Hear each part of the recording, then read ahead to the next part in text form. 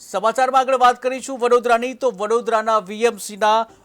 જે વ્હીકલ પર સાયરન લગાવવાનો મામલો પાલિકાના અધિકારીઓના વ્હીકલ પરથી સાયરન હટાવવામાં આવ્યા છે એચઓડી સહિતના 8 અધિકારીઓના વ્હીકલ પરથી સાયરન હટાવાયા। ગઈકાલ રાતે જ મારા ઉપરી અધિકારી શ્રીના મેસેજ મુજબ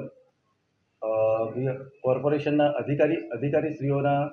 જે વાહનો છે એ તમામમાંથી સાયરન દૂર કરવામાં આવ્યા છે અને પદાધિકારીશ્રીઓના જે વાહનો વિકલ્પ શાખાના અંડરમાં છે મેયર સિવાયના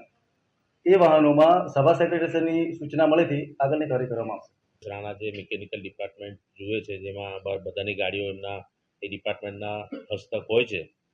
એમની સાથે બી વાત થઈ ત્યારે 2013નો કોઈક પરિપત્ર છે એક્ઝેક્ટ મને ખબર નથી ક્યારનો પરિપત્ર પણ જે સાંભળેલી વાત છે એમાં એવું છે કે 2013નો એક પરિપત્ર છે ને એના આધારે સાયરનો